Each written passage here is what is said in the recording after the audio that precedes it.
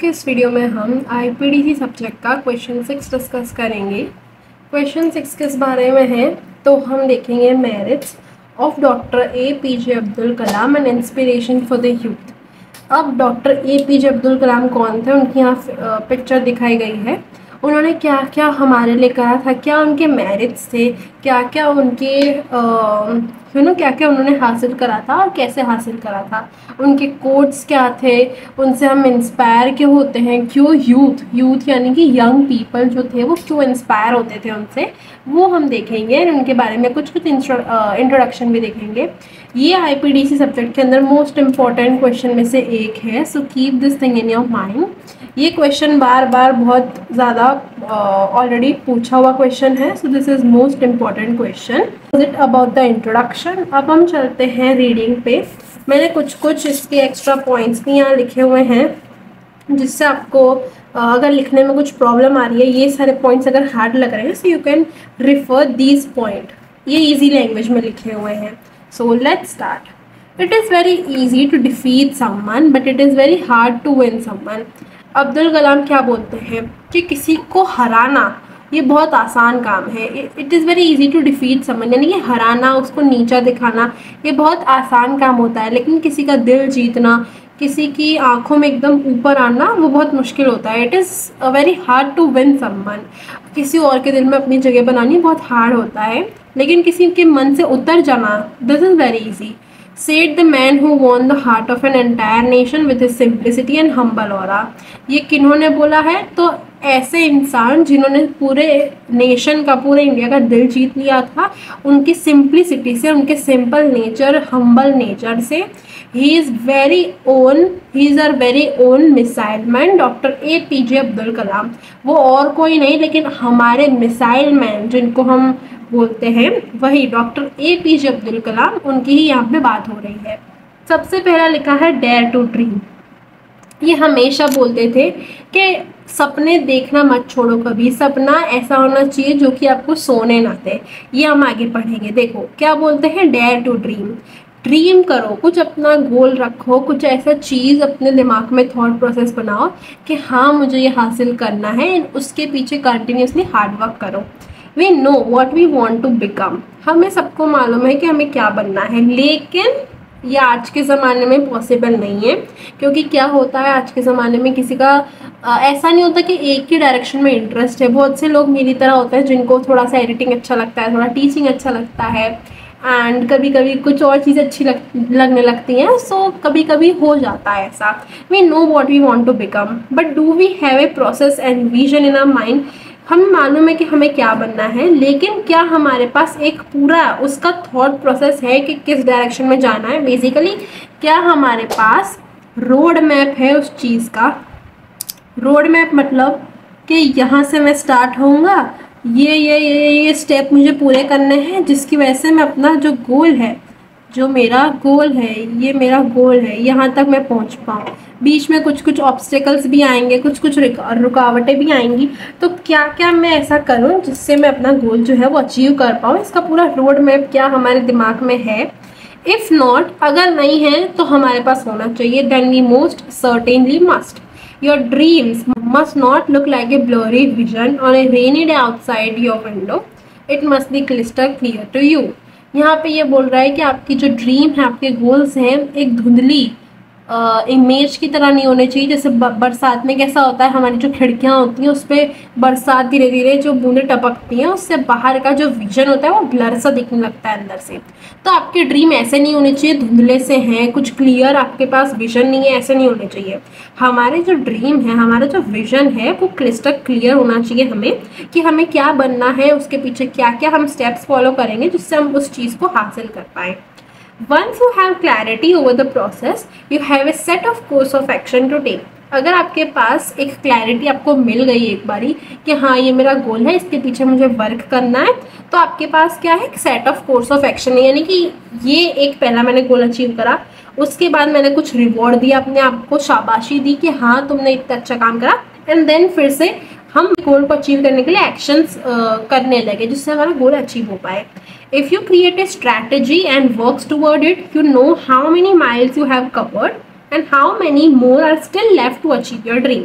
अगर आपके पास एक फुल प्रूफ स्ट्रैटेजी है, एक प्लान है आपके हाथ में, पेपर और पेन लेके आप बैठते हो, तो आपके पास क्लियर समझ आता है, जैसे आप समझ पाते हो तो आप अच्छी तरह उस गोल पे वर्क भी कर पाते हो। इसलिए मैं बोलती हूँ कि कभी भी कोई भी चीज़ करो तो उसको नोट डाउन करते जाओ।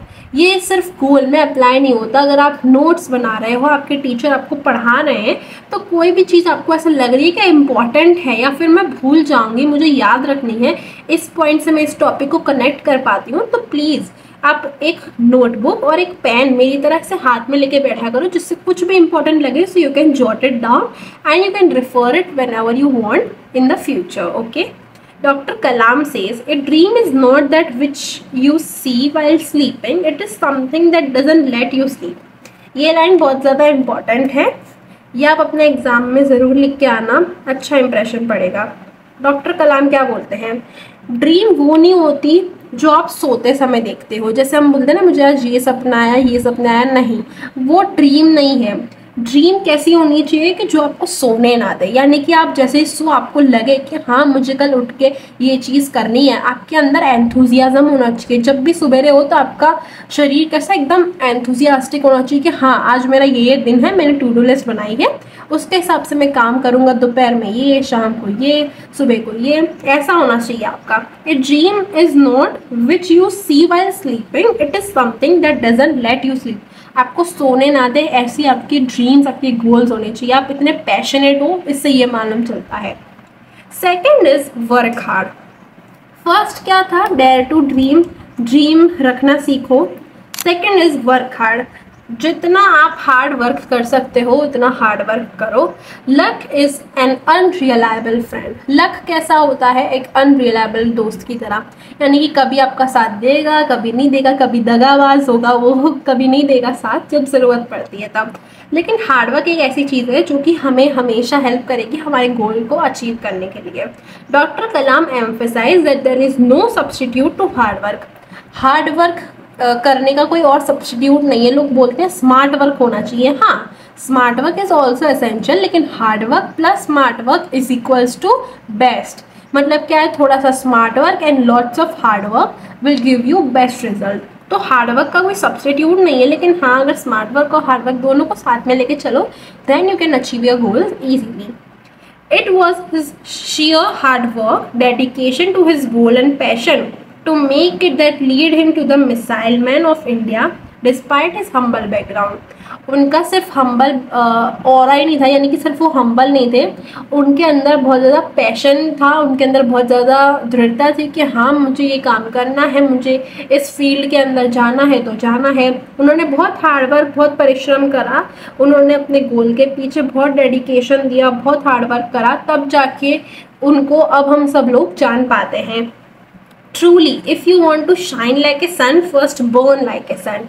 यानी कि अगर आपको दुनिया को दिखाना है कि मैं कौन हूँ, आपको चमकना है, अगर सबकी आंखों में बस जाना है, तो आपको उसके लिए बहुत ज़्यादा हार्डवर्क करना पड़ेगा। इसलिए यहाँ बोला है कि अगर आपको शाइन करना है एक सूरज की तरह, तो सबसे पहले उसकी तरह बर्न होना सीखो, यानी कि हार्डवर्क, पसीना, वो सब आना चाहिए जब भी आप कुछ ऐसा कर रहा है जो आपको मोटिवेट कर रहा है, जो आपको अपने गोल के पास और नज़दीक लेके जा रहा है। If you want to shine like a sun first burn like a sun. यहाँ पे मैंने एक्स्ट्रा इन्फॉर्मेशन लिखी है, क्या है, तो उनके फेमस बुक्स के बारे में। उनके फेमस बुक्स हैं, इनमें से दो मैंने एग्जाम्पल ली हैं। सबसे पहली है wings of fire and second है लर्निंग हाउ टू फ्लाई। ठीक है, ये आप लिख के आ सकते हो, आपके एग्जामिनर पे अच्छा इंप्रेशन पड़ेगा क्योंकि आंसर के अलावा भी आपने कुछ लिखा है अंदर। थर्ड पॉइंट क्या है, गुड गाइडेंस। आपके पास अगर अच्छी गाइडेंस होगी तब भी आपके जो गोल है वो इजीली अचीव हो पाएंगे। As we pass through different phases in life, जैसे हम धीरे धीरे लाइफ के अलग अलग फेजेस में आते हैं, हमें बहुत सारे अलग अलग चैलेंजेस फेस करने पड़ते हैं हमारे गोल को अचीव करने के लिए, या फिर हमें लाइफ में भी अप्स एंड डाउन्स होते रहते हैं एंड हमें उसको एक्सपीरियंस करना आना चाहिए, उससे सीख लेनी चाहिए हमें। It becomes necessary to have experienced guidance who can help us achieve our goals in the quickest and the easiest way. हमारे पास अगर किसी की गाइडेंस हो, अगर हमारे पास कोई मेंटर हो या कोई टीचर हो हमारे पास, या पेरेंट्स भी हों, तो हमें बहुत हेल्प मिलती है, हम मोटिवेट रहते हैं, हमारे पास एक क्लियर पाथ होता है, क्लियर एक एनविजन होता है दिमाग में कि हाँ मुझे ये करना है, मेरे पास गाइडेंस भी है. So it is good for us and it helps us to make our goal easy. हम गोल को ईजिली अचीव कर पाते हैं. Some guides who have played pivotal role in Dr. APJ Abdul Kalam's life. Such people are, यानी कि यहाँ पे कुछ एग्जाम्पल दिखाए हैं कि डॉक्टर APJ अब्दुल कलाम की लाइफ में कौन कौन ऐसे लोग थे जिन्होंने उनको गाइडेंस प्रोवाइड करी थी, उनको एक पाथ प्रोवाइड करा था कि हाँ तुम सही जा रहे हो, नहीं जा रहे हो, ऐसा है. और यहाँ पे एक और लाइन बोली है कि 2 brains बेटर देन 1, यानी कि 2 लोगों का दिमाग वो एक से ज़्यादा अच्छा होता है, क्योंकि एक जना क्या है आपको गाइड कर पाता है कि आप जो कर रहे हो वो सही कर रहे हो या नहीं. पाइवेटियल रोल मतलब क्या होता है, इम्पॉर्टेंट. यहाँ आप लिख सकते हो पाइवेटियल मतलब इम्पॉर्टेंट रोल. कौन कौन के एग्जाम्पल यहाँ दिए हुए हैं, किस किस लोग के यहाँ एग्जाम्पल है. सबसे पहले अब्दुल कलाम की मदर, देन उनके फादर, देन डॉक्टर ब्रह्म प्रकाश, फिर प्रोफेसर सतीश धवन और प्रमुख स्वामी जी. यहाँ पे कितने हैं, 1 mother, second is father, third doctor Brahm Prakash, fourth professor Satish Dhawan and fifth Pramukh Swami जी. तो यहाँ टोटल 5 लोगों के ऐसे एग्जाम्पल दिए हैं जिन्होंने अब्दुल कलाम की लाइफ में गाइडेंस प्रोवाइड करी थी. 4th point is be humble. हमेशा डाउन टू अर्थ रहो. Always be humble. Probably the most important lesson Dr. Kalam taught everyone has to be humble. उन्होंने सबसे अच्छा, सबसे इम्पोर्टेंट लेसन जो उन्होंने सब बच्चों को, सब लोगों को, सब यूथ को जो सिखाया था वो ये था कि हम्बल रहना सीखो, डाउन टू अर्थ रहो, कभी भी घमंड नहीं होना चाहिए आपको. जैसे एक लेवल पे बहुत से लोग आ जाते हैं तो उनको क्या थोड़ा सा घमंड सा आने लगता है कि हाँ मैं बहुत ऊंचा हूँ, मैं बहुत ऊंचे तल पे पहुँच गया, लेकिन आपने स्टार्ट तो नीचे से ही करा था. ऐसा तो था नहीं कि आप शुरू से ही ऊपर थे. तो आपको हमेशा हम्बल रहना चाहिए, दूसरों की हेल्प करनी चाहिए. Probably the most important lesson Dr. Kalam taught everyone has to be humble. Everyone who met and interacted with him acknowledged that Dr. Kalam's humility stood out despite his success and status. यानी कि कलाम से जितने भी लोग मिले थे doctor कलाम से, उन्होंने ये जाना था कि उनकी जो हम्बलनेस है, उनकी जो ह्यूमैनिटी है, या ह्यूमैनिटी आएगा, ह्यूमैनिटी और इंसान से कैसे बात करी जाती है सक्सेस होने के बाद भी, उनके में बहुत अच्छी अच्छी हैबिट्स थी. वो अच्छी तरह बात करते थे, वो अपने स्टेटस का घमंड नहीं करते थे, हमेशा हम्बल रहते थे वो. He showed us that we can and we must be humble even when we have reached the heights of success. His simplicity and modesty are what makes him the people's president. इसकी वजह से ही वो सब लोगों के दिल में छा गए थे. एंड उनको, अगर आपको मालूम हो, तो प्रेसिडेंट भी बनाया था. Make the world a better place. दुनिया को एक अच्छी रहने की जगह बनाओ. Dr. APJ Kalam was the son of a boat owner who sold newspaper as a child to help his family. जब वो छोटे थे अब्दुल कलाम, तब वो क्या करते थे, अपने पापा की फाइनेंशियली हेल्प करने के लिए वो छोटी उम्र से ही न्यूज़पेपर बेचने लगे थे. एंड वो एक बोट ओनर के लड़के थे. बोट ओनर मतलब नाविक के लड़के थे, owner sorry. His dedication and passion that lead to his success not only allowed him to serve his family but later his entire nation. One can recall him saying, वो क्या बोला करते थे, तो वो ये बोलते थे कि मैं हैंडसम नहीं हूँ, but I can give my hand to someone who needs help. This is also very brilliant line. उन्होंने जितने भी स्पीच, जितने भी कोट्स बोले हैं, वो बहुत ही ज़्यादा बढ़िया बोले हैं. आई तो टोटली लव इट, क्योंकि मुझे बहुत मोटिवेशन मिलती है सारा कुछ पढ़ने के बाद. क्या लिखा है एक बार समझा देती हूँ. मैं हैंडसम नहीं हूँ, यानी कि मैं दिखावा में इतना अच्छा नहीं हूँ, लेकिन जब भी किसी को मुसीबत आएगी, जब भी किसी को मेरी हेल्प चाहिए होगी, तब मैं उसकी मदद करूँगा. I will give my hand to someone. I am not handsome but I will give my hand to someone who needs help. Okay, quotes, 1-2 और कोट्स लिखे हैं, थोड़ी बहुत इन्फॉर्मेशन है जो कि मैं आपको पढ़ के समझा देती हूँ. एक और यहाँ पे कोट्स लिखा है, वो क्या है, डोंट टेक रेस्ट. जब भी आपकी फर्स्ट विक्ट्री, जब भी आपका फर्स्ट गोल या माइलस्टोन अचीव हो जाए तब रेस्ट मत लो। ऐसा नहीं कि छोड़ दिया हार्डवर्क करना, नहीं। तो लोग क्या करेंगे, बैक बिचिंग करना चालू कर देंगे एंड बोलेंगे इसकी जो फर्स्ट विक्ट्री थी, जो इसने फर्स्ट हासिल करा था, वो सिर्फ लक था, इसका हार्डवर्क नहीं था।